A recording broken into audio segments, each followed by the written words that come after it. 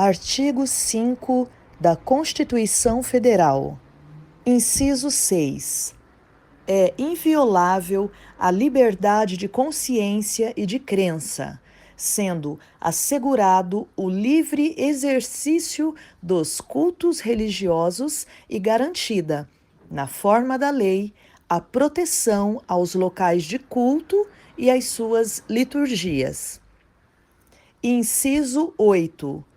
Ninguém será privado de direitos por motivo de crença religiosa ou de convicção filosófica ou política, salvo se as invocar para eximir-se de obrigação legal a todos imposta e recusar-se a cumprir prestação alternativa fixada em lei. Boa noite, tudo bem com vocês? Hoje eu quero falar sobre a natureza que é em nós e como funciona essa batalha da nossa natureza. Existe a natureza pecaminosa, que todo mundo conhece, existe a natureza do espírito. Certinho assim? Existe a natureza do espírito, beleza? Nós nascemos de novo, nosso espírito nasceu de novo. Existe uma batalha. Então, quero ler aqui uns versículos para que a gente possa entender mais sobre essa batalha, como que funciona e como que ela é em todas as áreas dessa batalha, tá? Não é só numa batalha, numa área específica, mas essa batalha é no emocional, é na maneira de pensar, é no espiritual, em todos os sentidos, em tudo. Em tudo. Vocês vão entender, ó. Romanos 7,17 diz assim: portanto, não sou eu quem faz o que é errado, mas o pecado que habita em mim. Aí Romanos 7,20 diz assim: então, se faço o que não quero, na verdade, não sou eu quem faz, mas o pecado que habita em mim. Então, não sou eu, mas o pecado.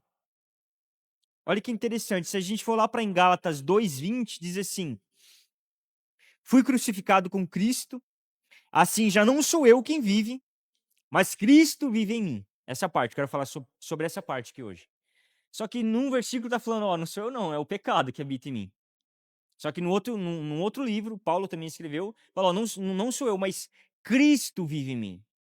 Aí você fala, poxa, que confusão, né? De um lado, o pecado que habita em mim, o pecado, não sou eu, o pecado que me guia, que direciona, que comete o erro, é o pecado. Por outro lado, não sou eu, mas Cristo vive em mim.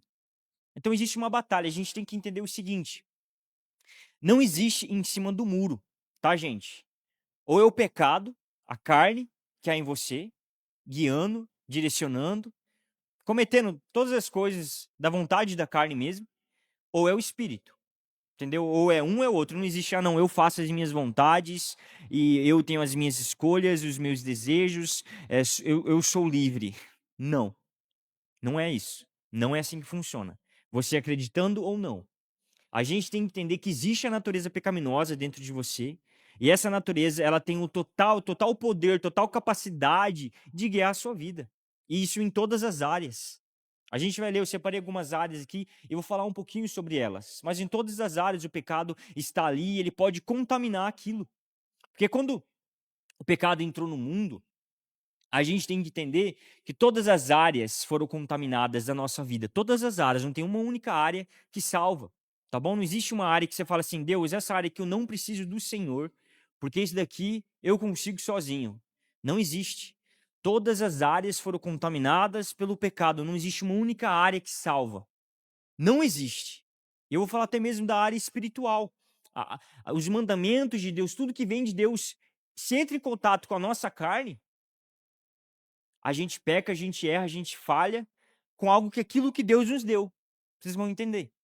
Então a gente tem que sempre examinar nós mesmos, examinar a nossa maneira de pensar, examinar as emoções, se aquilo está tendo contato com a nossa carne, e se é a carne, a natureza pecaminosa que está guiando, direcionando, ou se é o espírito.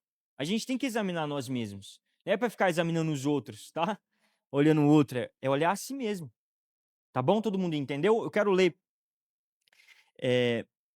algumas áreas que eu separei aqui, que fala sobre isso.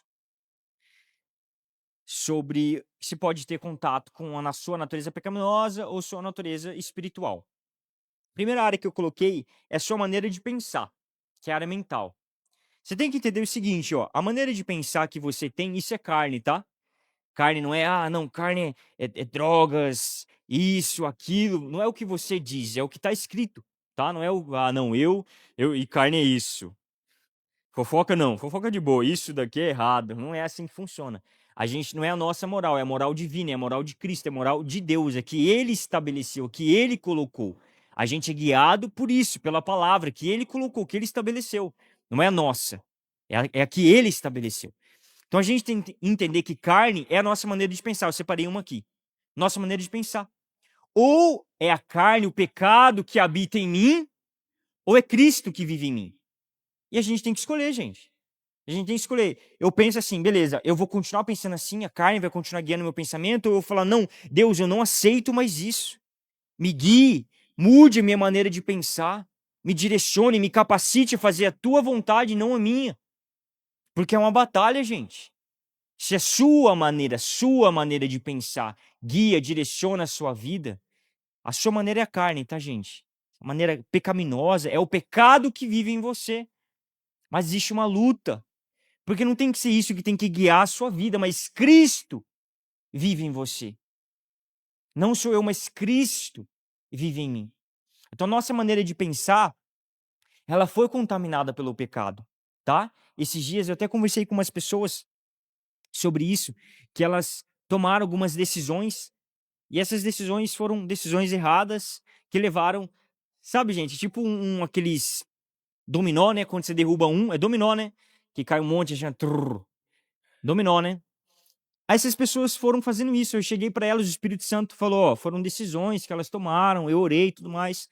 Aí eu cheguei para elas e falei, pessoas, ó, foram decisões que vocês tomaram e tudo mais. Conversei com essas pessoas, orei por essas pessoas. Eu expliquei para essas pessoas que nem tudo que acontece na vida delas, elas estão naquela situação porque Deus desejou que elas estivessem naquela situação. Expliquei que existe livre-arbítrio, que existe como você desobedecer a Deus. Ou seja, se Deus falou, vai para o A e você pode ir para o B.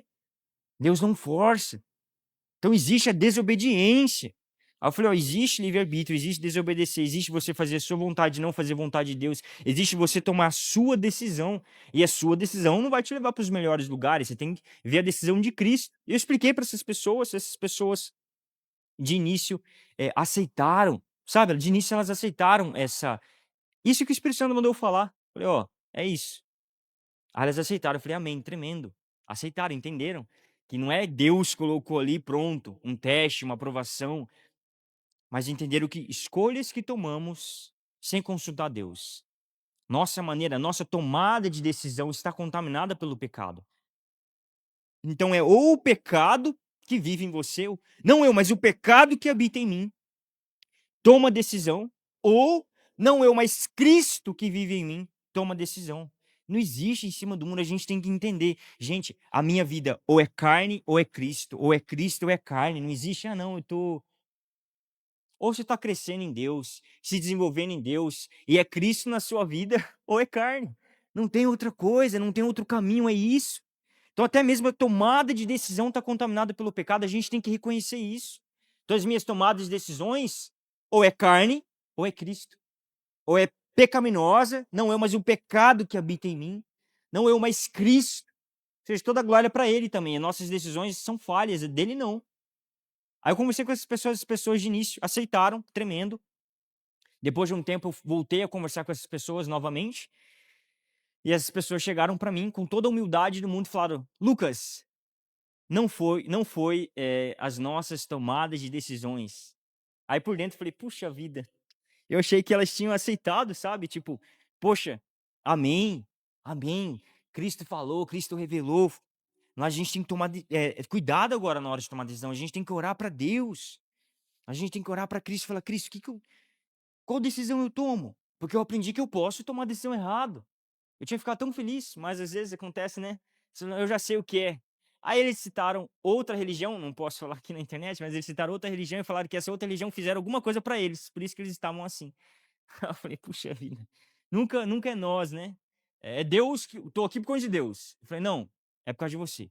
Aí já arranjou uma outra, desculpa, né. "Tô aqui porque aquela outra religião fez tal coisa, por isso eu tô aqui".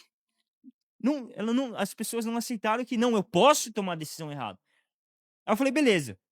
Orei, tudo que eu tinha que orar, e essas pessoas elas continuaram, sabe, dominó, continuaram tomando decisões. Aí o Espírito Santo falou assim: "Ó, basta, fala". Eu não gosto muito de dar ralo, né, mas ele falou assim: "Fala e fala de um jeito que", entendeu? Aí eu dei um ralo nas pessoas, falei: "Ó, se vocês falarem pra mim que todas as decisões que vocês tomaram até hoje, que eu sei que não foi consultando Cristo, foram decisões corretas, vocês estão mentindo pra vocês mesmos, estão mentindo pra mim, estão mentindo pra Deus".